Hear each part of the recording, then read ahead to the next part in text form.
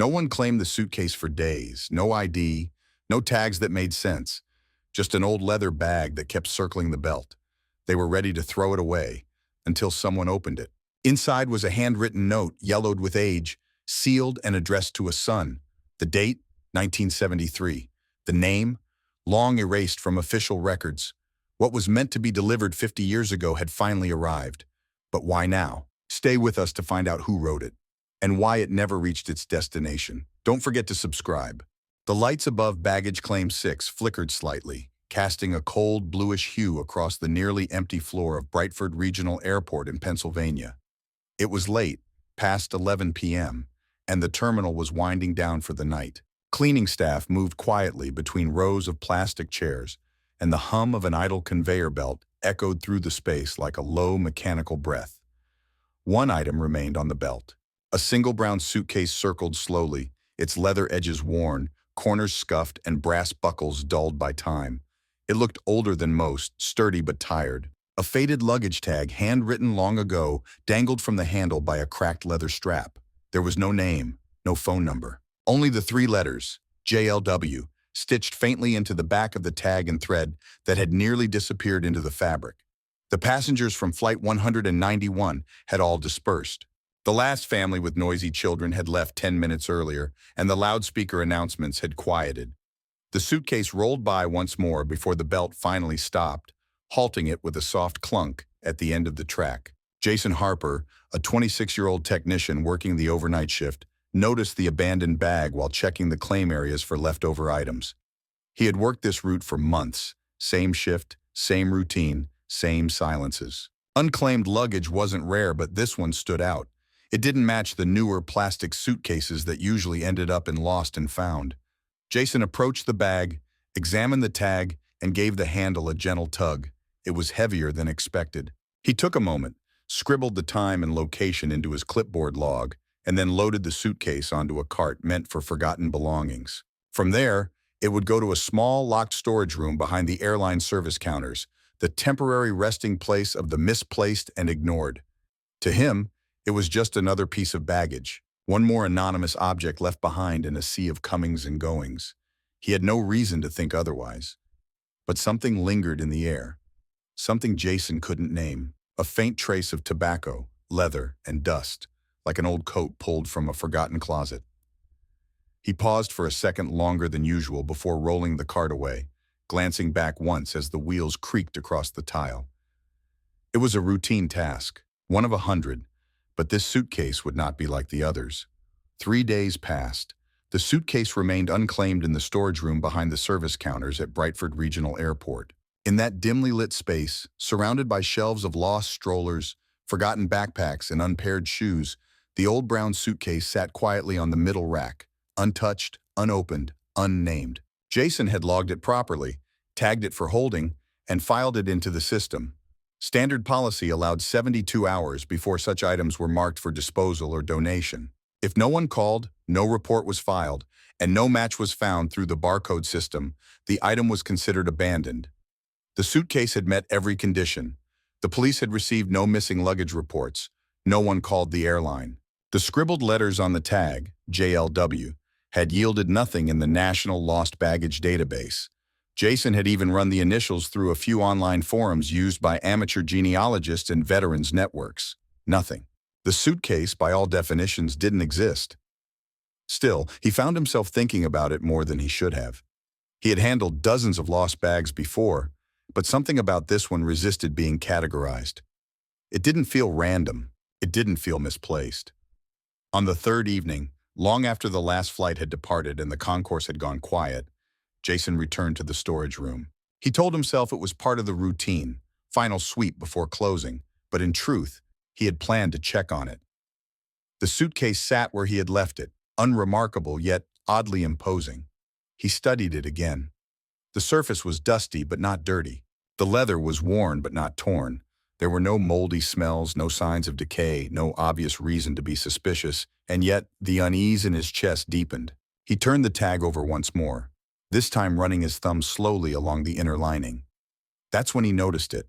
On the underside, stitched faintly into the fabric with a thread barely distinguishable from the lining. A symbol. A five-pointed star above a spread-winged eagle, delicate and nearly erased by time. Jason froze. He had seen that symbol before, somewhere in a book or online article. Not recently, but it stuck with him. A military insignia.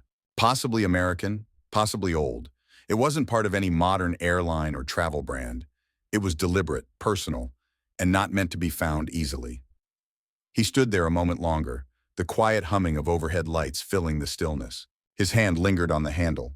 For a second, he considered opening it, but instead he returned it carefully to its place. He couldn't explain it, not logically. But something told him this bag wasn't lost. It was waiting. It was after midnight when Jason returned to the storage room for the third time that week. The airport was asleep, the silence deeper than usual. There were no flights scheduled until morning, no late arrivals, no distant echoes of suitcase wheels or intercom announcements. The fluorescent lights overhead hummed softly, casting long shadows along the metal shelving. Jason stood in front of the brown suitcase, his clipboard forgotten on the nearby table. He couldn't explain why this bag continued to pull at him. It wasn't curiosity. It was something quieter, deeper, an intuition, as if the bag itself needed to be opened. Not for security, not for protocol, but for understanding. He unlatched the brass clasps with care. The metal gave a faint click, then released. The suitcase opened smoothly without resistance. Inside, everything was meticulously arranged. A neatly folded set of army fatigues, pressed and aligned with almost ceremonial precision. A pair of black combat boots, polished though worn. A belt rolled tightly beside a green military cap. Each item bore the weight of age but none of neglect. Near the center, placed on top like a final layer, was a small cloth pouch containing a single military dog tag. The chain was coiled neatly, the surface dulled by time. Jason lifted it and read the engraving. The initials matched the faded letters on the suitcase, JLW. Beneath the tag, tucked inside a clear protective sleeve, was a letter sealed in a yellowing envelope. On the front, written in steady, deliberate handwriting, were the words, "To my son, if I don't make it back. JLW." Jason sat down on the edge of a nearby bench, his pulse slowing. He opened the envelope carefully, trying not to tear the brittle edges. Inside was a single sheet of lined paper, folded in half. The ink had faded slightly, but the words remained intact, clear, direct, and painfully human. "You've probably grown by now. I don't know where I am, or what you've been told about me. But if this letter finds you, know that I tried to come back. Every night. I believed that one day I would be able to explain why I left. If I didn't make it, forgive me. This uniform is the only thing I kept from who I used to be. Burn it if you want, or wear it if you choose. That's up to you, Dad." Jason stared at the page for a long time, his hands shook. The air in the room felt heavier now, like something sacred had been disturbed. This wasn't a letter meant for him, but in reading it, he had stepped into the gravity of a moment that had never found its rightful recipient. It was no longer just a forgotten suitcase. It was a final confession, folded carefully into canvas and brass, a man's last words, a father's unfinished return. Jason didn't sleep that night. He sat at the far end of the employee break room, surrounded by vending machines humming in the quiet, and the occasional crack of thermal pipes cooling above him. The suitcase hadn't left his thoughts since he'd opened it. The uniform, the boots, the letter, especially the letter, had settled in his mind like fog, thick and unshakable. But it was the dog tag that kept him up. He had set it gently on the table beside the airport computer, still in its protective pouch. It caught the light from the ceiling as he turned it slowly in his hand. The engraving was simple but precise, cut deeply into the worn metal. Walker, James L. U.S., Army Opals Catholic. There was something arresting about seeing a full name after days of dealing only with cryptic initials. The object carried weight, not just in grams, but in presence. It was no longer just someone's forgotten bag. It was James Lee Walker, a man who had written a final letter to his son, a man who had vanished. Jason opened the outdated terminal, the one still connected to legacy systems used for lost and found trace data and certain federal lookups. He navigated through layers of clearance prompts using an access code from his ground security training. After a moment's pause, he reached the Department of Veterans Affairs Public MIA Registry. He typed in the name, James L. Walker. A few seconds passed, then the result, a single entry, stark and direct. Walker James L. U.S. Army status, MIA date missing, April 7, 1973. Location, Quang Tri Province, Vietnam status. Update, presumed deceased, November 1980. Jason read the line 3 times, presumed dead, 45 years ago. There was a faded black and white photo attached. A young soldier with a hardened expression, head slightly turned, lips tight, eyes that didn't match the age on his file. He scrolled further. No records of recovery, no body, no confirmation. Just a cold official declaration, missing and then assumed gone. The kind of bureaucratic ending that erases questions but not doubt.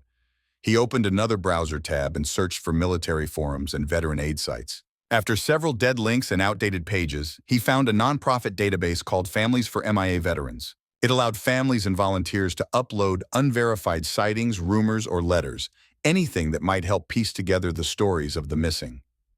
Jason typed the name again. The site was crude, likely built decades ago and left to rot, but one result appeared. James Lee Walker, reported sighting Santa Fe, New Mexico. Date, August 2002. Details, elderly white male, 60s, wearing military boots. Seen assisting at roadside car accident. Identified by witness as Mr. Walker after leaving scene. No official follow-up. Status, unverified. Jason froze. The last line echoed in his head. Seen alive, nearly 30 years after being declared dead. Helping someone, then disappearing before questions could be asked.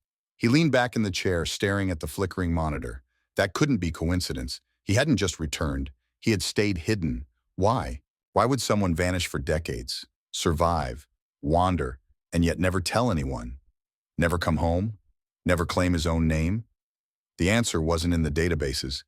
It lived in the silence of the suitcase, in the careful folding of the uniform, in the letter that had waited all those years. James Lee Walker hadn't been lost. He had been choosing to stay invisible. But now, something had changed. The suitcase had surfaced. It had moved, traveled, arrived here. Why? By accident or by design? Jason opened the record again and found a number at the bottom, Veteran Recovery Hotline, associated with the same nonprofit. It was late, past 2 a.m., but he dialed anyway. The call rang 4 times. Then it connected. The voice that answered was low, steady, and older. No greeting, no welcome. Just quiet breathing on the other end. Jason hesitated, then explained. His name, the airport, the discovery. He described the bag, the contents, the name on the tag. There was a long pause, seconds stretched out.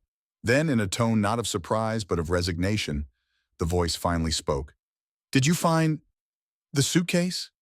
The question was slow, deliberate, and carried more weight than Jason expected. It wasn't the voice of someone hearing unexpected news. It was the voice of someone who had been waiting, for years, for a call that might one day come. And now it had. The next morning, as light crept through the high windows of Brightford Regional Airport, a black SUV pulled up to the staff entrance. It was still early, well before the usual rush, and the air held that quiet stillness particular to places not yet filled with movement. The security guard at the side gate barely had time to register the man stepping out before he presented a laminated visitor's badge and was escorted inside. He walked with controlled precision, shoulders squared, spine straight, every step deliberate. His haircut was short and regulation neat, his posture unmistakably military, but his face told another story, eyes shadowed by fatigue, mouth set in a flat, unreadable line. He looked like a man used to holding things in. His name was Lucas Walker, and he introduced himself to the operations supervisor without flourish. A few minutes later, he was led into the small lost baggage holding room, the same room where Jason had stood only hours before, staring at the suitcase that had refused to be forgotten. Jason waited by the wall, uncertain of what to say. The suitcase sat on the center table, untouched since he had repacked its contents.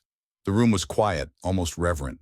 Lucas approached the case slowly, as if it might vanish if approached too fast. He looked at it for a long time, studying the edges, the wear on the handles, the faded thread in the tag. When he finally placed his hand on it, he did not open it right away. He simply rested his palm there, grounding himself. Then, with great care, he undid the brass latches and lifted the lid. The uniform lay inside, just as Jason had arranged it. The boots, the dog tag, the letter in its plastic sleeve. Lucas took the letter out gently. He didn't cry. He didn't speak. His fingers hovered over the fold, then pressed it flat. He read it once, slowly, his face unreadable. Then he read it again. Only after the third reading did he lower the letter, eyes still fixed on the floor. Jason remained silent.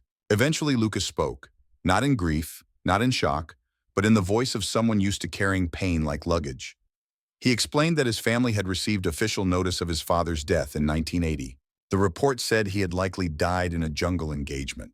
There was no body, but the military had issued the standard condolences, a flag, and a finality that never felt complete. His mother had never accepted it. She insisted for years that James Lee Walker was still alive, that he would find his way back. Her belief became almost ritual, setting aside a second plate at Thanksgiving, checking mail with quiet expectancy, leaving the porch light on longer than necessary. As Lucas grew older, the certainty that his father had died became easier to accept. But something inside him resisted. In his 20s, he began researching, quietly at first, old service records, missing persons reports, obscure articles in forgotten archives. Over time, he uncovered whispers. A man who matched his father's description had been seen in Arizona, then again in Nevada. A drifter, always alone, sometimes described as military, sometimes as a man who helped without asking for anything in return. Lucas had tracked one lead all the way to New Mexico, only to arrive days after the man had moved on. He found shelters where someone had left behind folded clothes and a toothbrush. A veterans shelter volunteer had remembered a man who called himself James but left no last name. It was always the same story. He had been there, then gone again. 10 days ago, the last confirmed sighting came in. A man had spent one night at a small rest stop outside Brightford, paid in cash, left before sunrise. Wore boots that didn't match his age, spoke little, slept with his bag under his arm. Lucas paused, staring back down at the suitcase. He tried to come back, he said, more to himself than anyone else. He just didn't know how anymore. There was no ceremony, no dramatic closure. Just a quiet room, a suitcase, and a son holding the weight of a man who had been missing for 50 years.